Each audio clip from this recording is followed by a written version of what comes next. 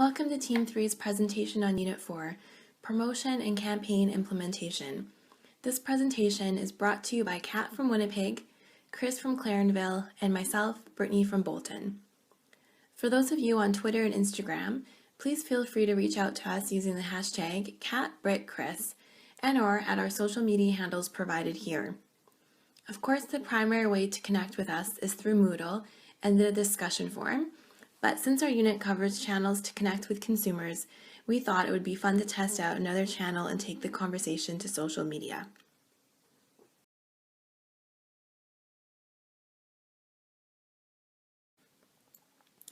Here's the outline of what we will be reviewing today. We will start with some key themes and concepts from this unit, including digital promotion through social media.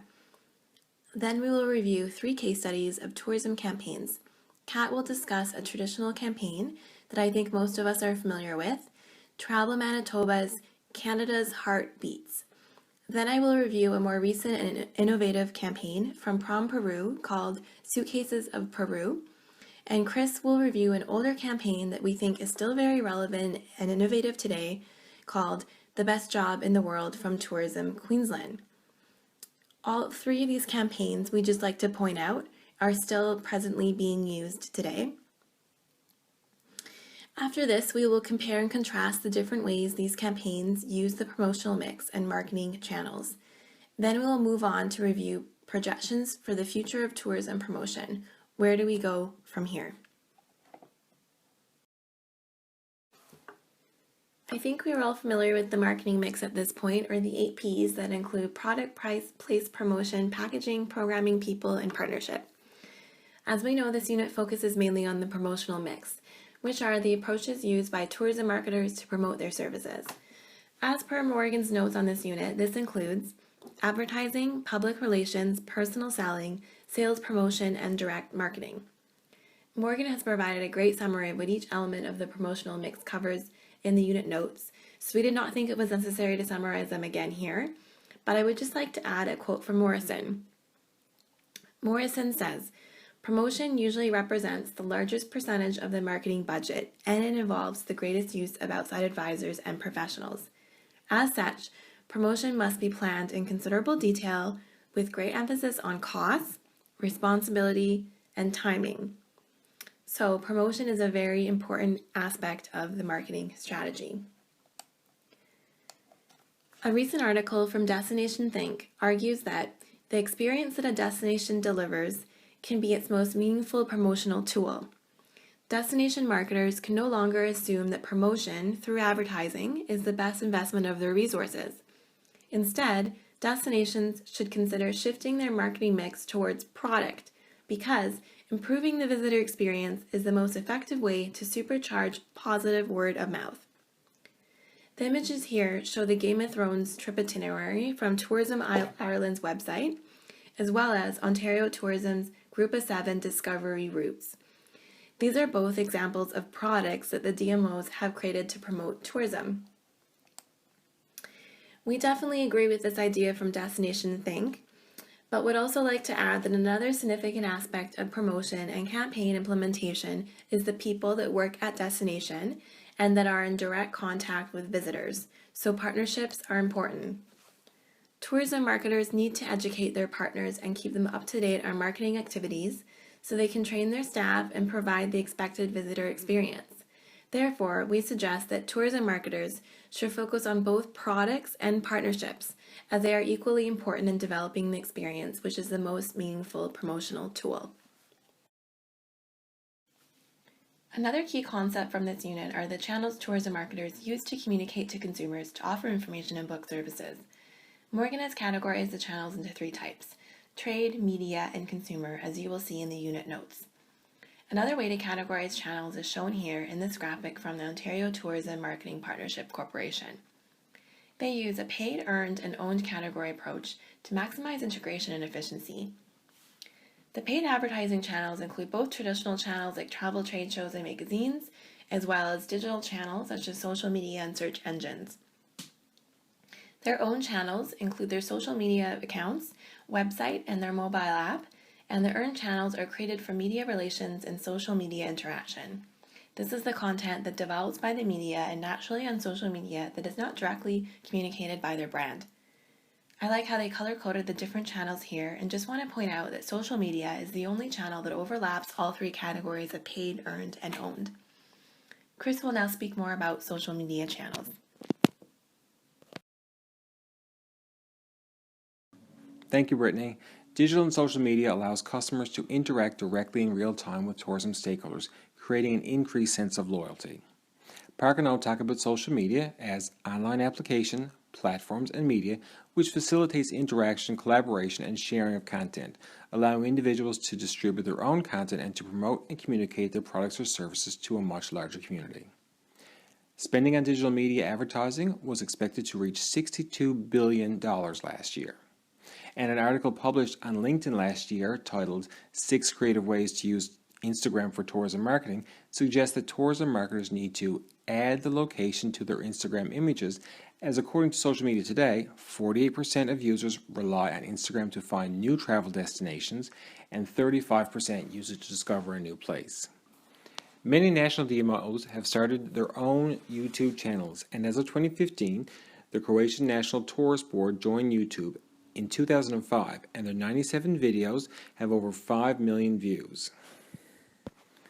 The Swedish National Tourist Board also joined YouTube in 2005 with the slogan, "Let Sweden inspire you through videos, both ours and those from other YouTube users," which gathered more than 9,000 subscribers. The Greek National Tourism Organization started to publish videos on their YouTube channel in 2010 and have succeeded in getting almost 5.5 million views from 472 videos. Traditional marketing channels were one-sided. Marketers pushed their message direct to the customer and the conversation stopped. Now, using social media, customers who receive the message then can disperse that to their followers. Unlike traditional advertising, this format allows for immediate, intimate response and interaction with customers. Social media has changed the way marketing communicates with customers from this one-way conversation of providing information to a two-way conversation that creates customer engagement. The new social media customer engagement builds on traditional relationship marketing. Instead of having to spend large amounts of money to meet a customer face-to-face, you can spend very little and engage with hundreds or even thousands of customers. So why should organizations engage with their customers digitally? Well, engaged customers are more likely to continue to participate in the digital social community, and therefore providing more access to the organization to deliver their marketing message to them. They are also more satisfied and have a higher level of trust and commitment to the community. They have greater satisfaction and increased brand loyalty, and have increased positive word of mouth. That's what they're actually saying about the organization when they're online.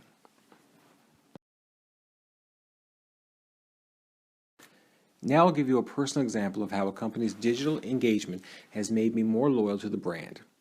A couple of years ago, I was flying home from Ottawa to St. John's on Air Canada. About 20 minutes before boarding the flight, the agent announced that they had to cancel the flight and would have to rebook everyone on other flights. Immediately, 200 people stormed the desk and there was a massive lineup. But instead of joining that lineup, I sent a tweet to @Air Canada stating that there was a flight cancellation and could I get help getting rebooked. Within 10 minutes, @Air Canada started following me back and asked me to direct message them, which I did. In less than 30 minutes, I was rebooked on the next flight out, no waiting in line.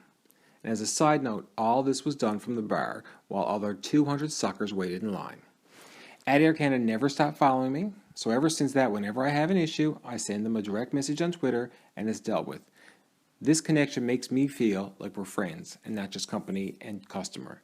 So do you think this affects how loyal I am to that brand? Absolutely.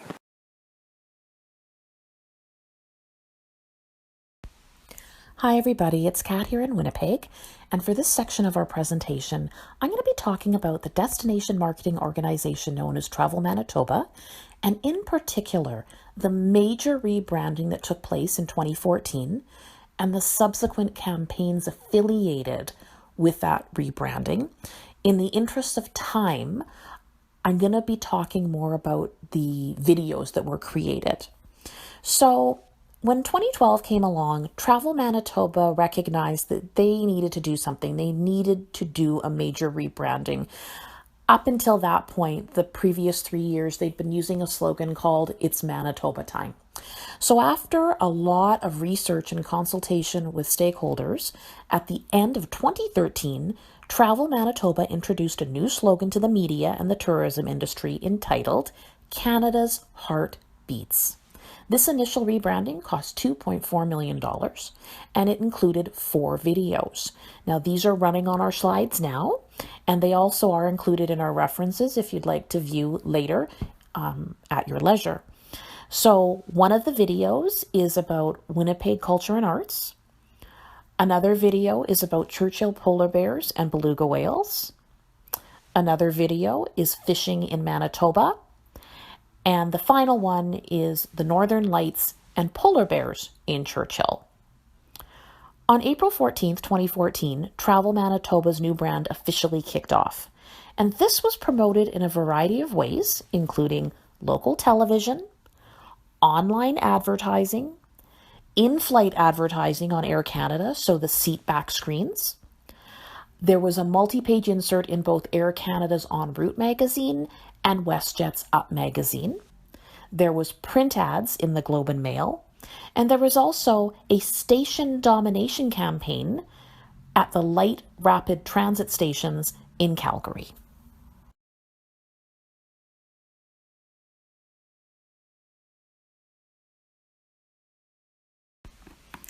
At the end of 2014, a new commercial was completed by Travel Manitoba, and again, this ended with the slogan, Canada's Heart Beats. And this commercial specifically focused on the Canadian Museum for Human Rights, which officially opened to the public in Winnipeg and the rest of the world in September of 2014.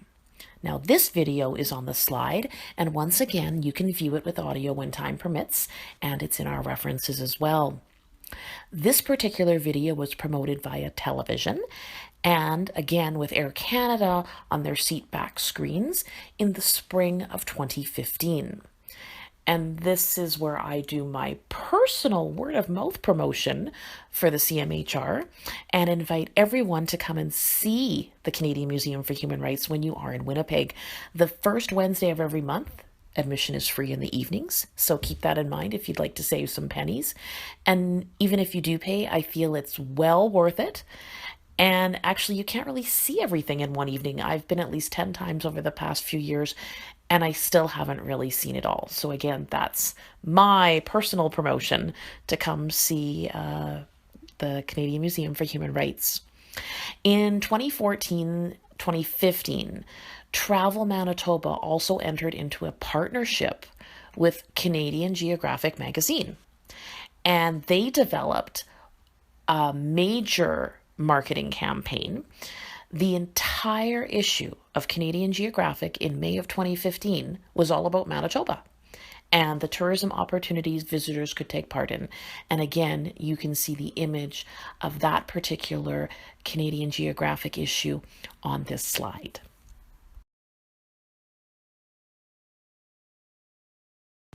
So at this stage, we're going to skip ahead to present day 2017. And as much as this unit is not about evaluation, I do need to let you know that since its inception in 2014, when Travel Manitoba rebranded, the campaigns affiliated with Canada's Heart Beats have been and continue to be very successful. They've been award-winning. So much so that just this past May 12th to be exact, in Calgary at Rendezvous, Canada, 3 new television commercials, again with the slogan, Canada's Heart Beats, were introduced.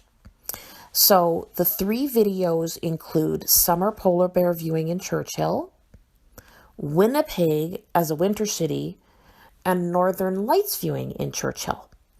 The Summer Bears and the Northern Lights commercials are airing on Air Canada, again on the seatback screens, and they're airing on domestic and international flights. They're also being aired on network television in Winnipeg, Montreal, and Toronto, and that began May 15th. and the Winnipeg in Winter commercial will air later on this year.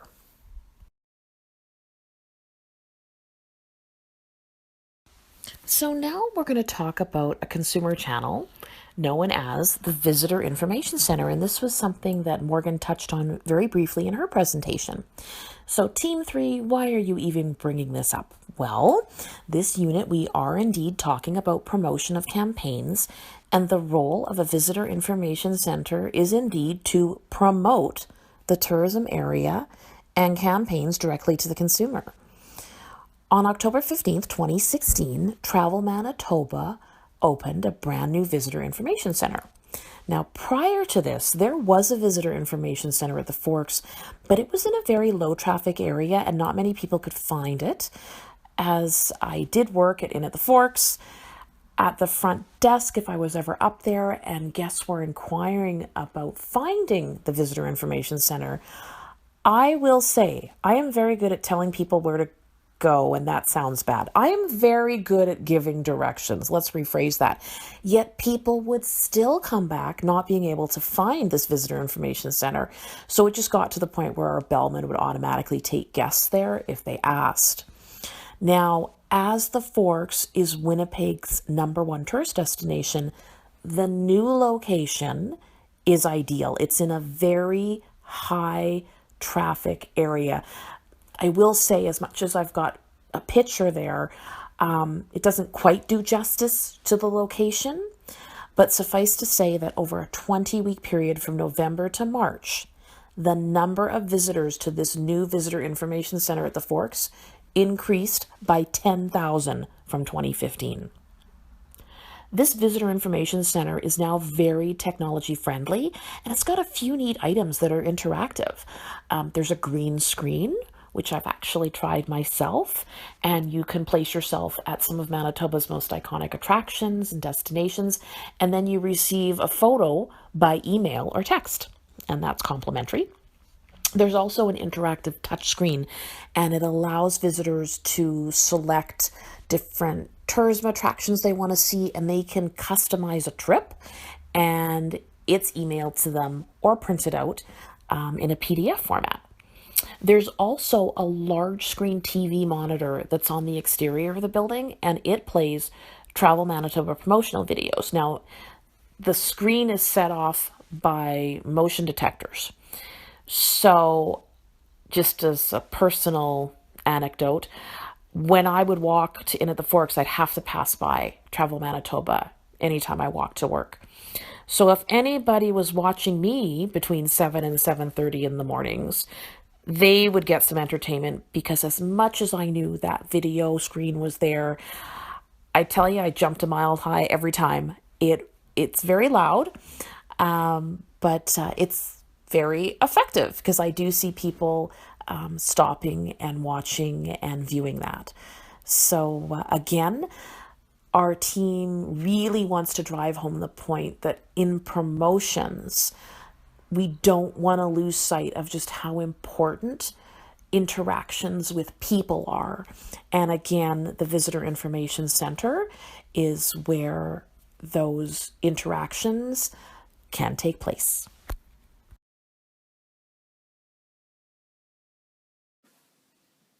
Peru's innovative tourism campaign, Suitcases of Peru, launched in June 2016. We think it is a creative example of the promotional mix's use of advertising, merchandising, and public relations. As you will see from the video here, Peru's tourism board, Prom Peru, decided to wrap hardcover suitcases in images of their main tourist destinations, and then give the suitcases to some of the country's most recognizable travelers, including chefs, athletes, actors, and fashion designers. Along with the destination image, the suitcases also displayed Prom Peru's logo and website address in the English message, "This luggage comes from a place that will make you believe in magic." Prom Peru's concept was that the suitcases would gather attention at the airports, especially where everyone is paying the most attention, at the baggage carousel. They also knew it would be an inexpensive way of advertising at the airport, considering that digital display ads can cost upwards of $100,000 per year in New York and $200,000 per year in London. Airport advertising is considered to be one of the most expensive places to advertise, and for good reason. A 2006 study from the Civil Aviation Authority in the UK discovered that 85% of air travelers think about booking their next trip at the airport, and 64% of arriving passengers are looking for ideas for their next trip. Based on these facts, it appears that the campaign used their marketing budget in a creative way to reach a large global audience. As well, the campaign video received 1.6 million views and 16,000 shares, and the entire campaign created more than 1 million in free media for Peru. Furthermore, the suitcases have become so popular locally in Peru that Prom Peru has decided to start selling the suitcases to the public. I've read from Condé Nast that their merchandise has been selling out, and they have partnered with a luggage company to develop more inventory. Apparently, they now have thousands of Peruvian suitcase ambassadors worldwide. I'm curious to know if anyone from Ocoris has seen them at the airport.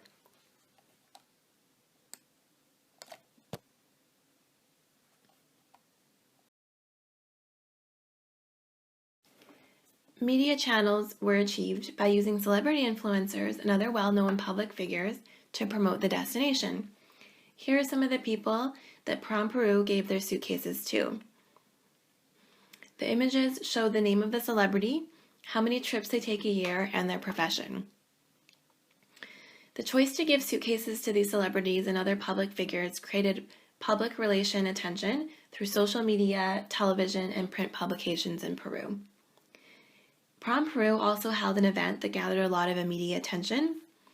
The Minister of Foreign Trade and Tourism in Peru presented 23 ambassadors with suitcases, a medal, and certificate to recognize outstanding citizens working in medicine, film, sport, etc.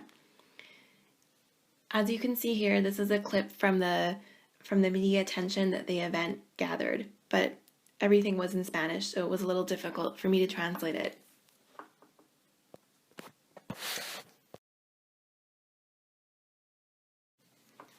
The campaign also used consumer channels, including advertising and direct communication. The campaign video and suitcases were used to advertise to the public through digital channels, including a Twitter account that was developed specifically for the campaign, and they also did advertising through Prom Peru's Facebook page.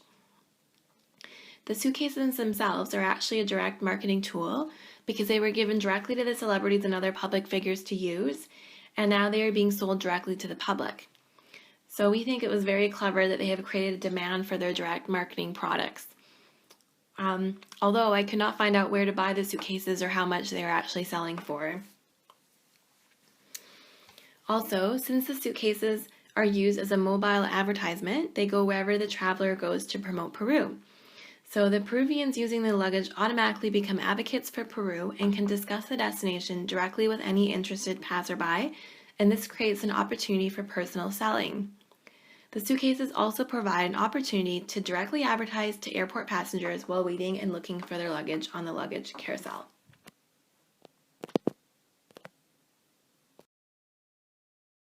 I'm going to discuss an example of a DMO that really maximized the value of social media in a marketing campaign.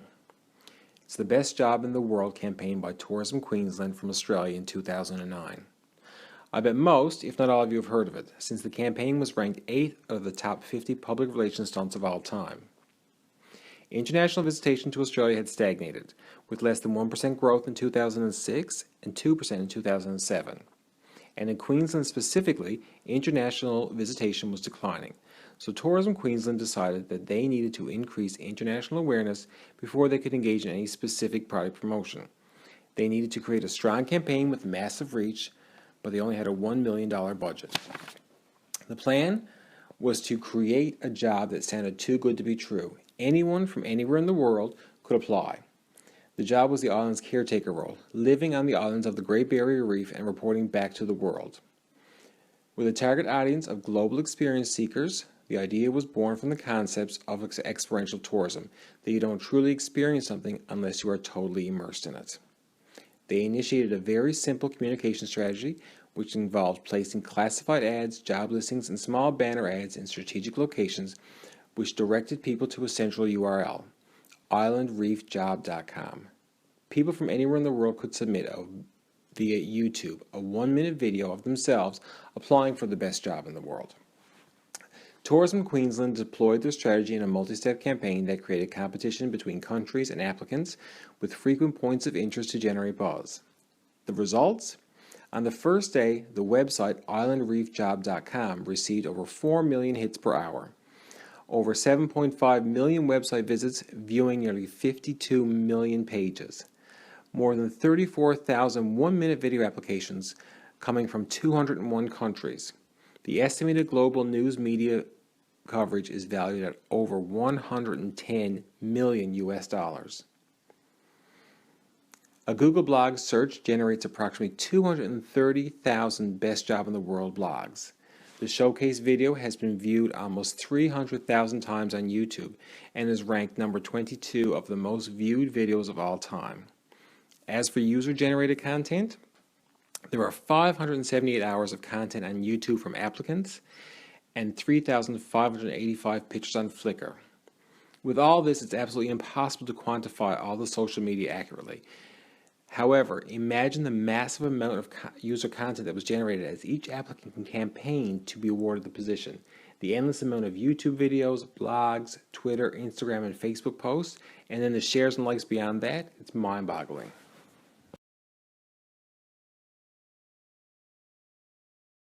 So this slide shows an overview of promotional mix and channels used by each campaign. In the interest of time, Kat did not highlight all of the channels used by Tourism Manitoba. It is, however, interesting to note that of the three campaigns, this traditional campaign used all aspects of the promotional mix and channels, while Prom Peru and Tourism Queensland, the arguably more innovative campaigns, focused more on social media and more direct-to-consumer efforts.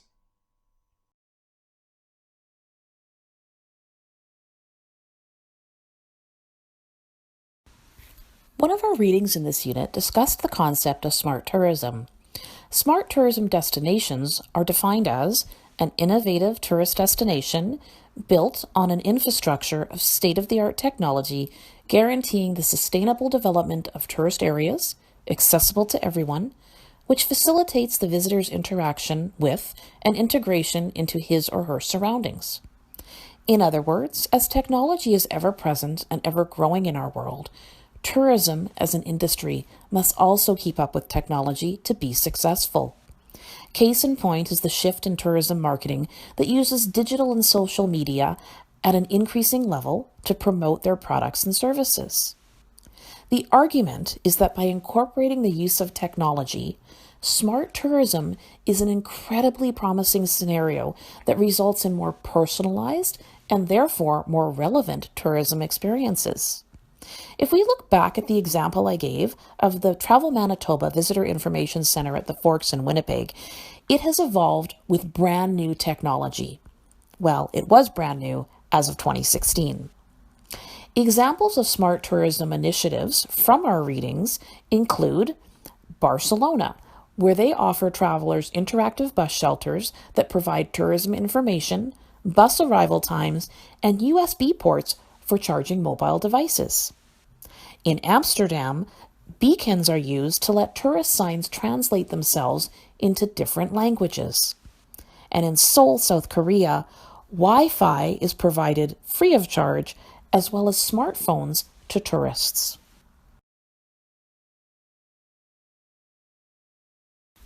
An example of smart tourism is actually found basically in my backyard.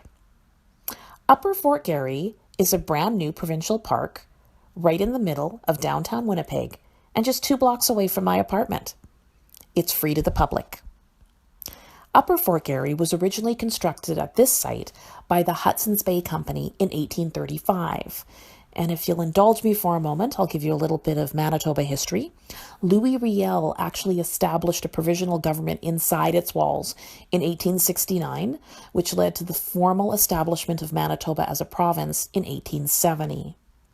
This fort was demolished between 1881 and 1889.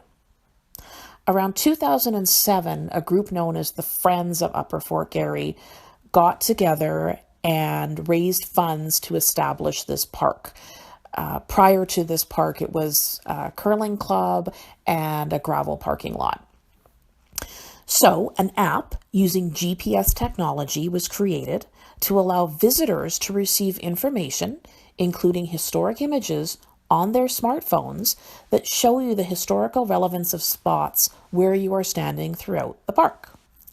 Now, there is still the issue of challenges to overcome when technology fails.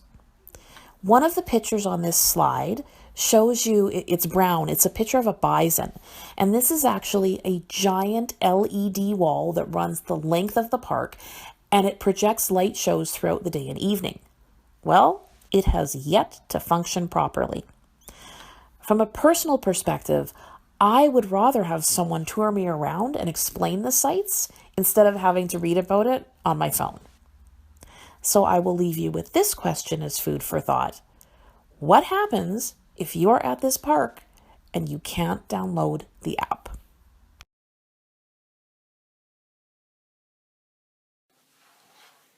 Thanks for listening to our presentation. Before we move on to discussion questions, we just want to test out our hashtag on social media and offer you the opportunity to join the conversation. One of the readings from this unit touched on translation in relationship to tourism campaigns, which is obviously an important element of the campaign message. We did not have time to unpack this concept, although we did have some creative presentation tactics in mind, including a slide of Chris speaking with a thick Newfoundlander accent so we could add subtitles. All in good fun though. Anyhow, we invite you to share your personal travel photos and experiences of translation fails with the hashtag CatBritChris on social media. We look forward to seeing you online.